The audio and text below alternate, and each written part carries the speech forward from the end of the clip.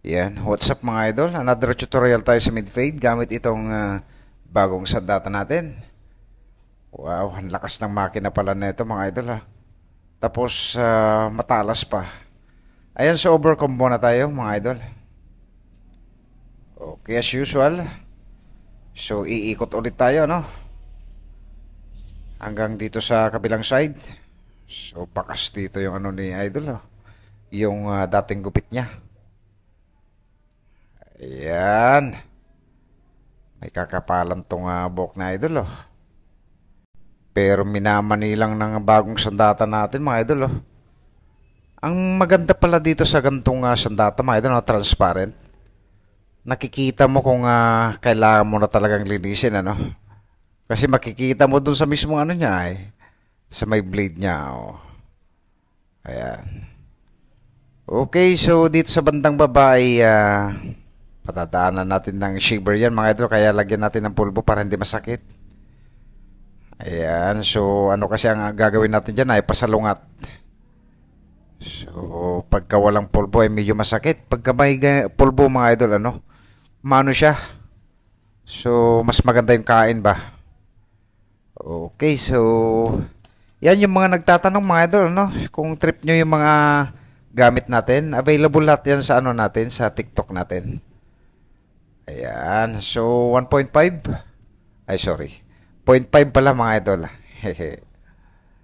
Ayan, so blending lang tayo mga idol no. So gaya ng ginagawa natin, pag sulubungin natin yung makapal sa manipis. Ayan, so pag okay na,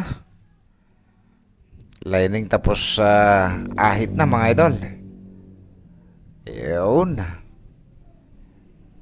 Yun dito sa ano, sa bandang baba para matanggal yung mga balahibong pusa ba. Ayan. So dito sa taas mga idol no, trim tayo.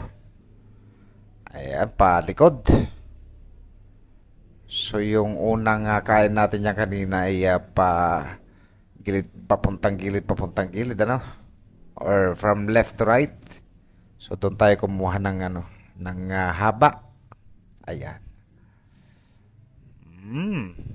Crispy ah. Hindi natin kakaligtan si Ojes. Yan yung pampabango ng ulo ay. Saka parang minamassage mo na rin yung ulo ng customer mo. So, sa pagkakataong ito, no, nare-relax yung customer natin. Yan yung produkto natin mga idol ah. Yan. So, ayos na ayos. Sabi ni client ay gumanda ng bahagya. Kumpara nung una daw.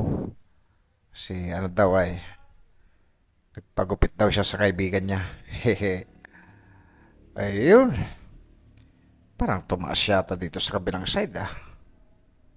Ay hindi, malalim lang talaga doon sa kabila. Ayan. Hehe.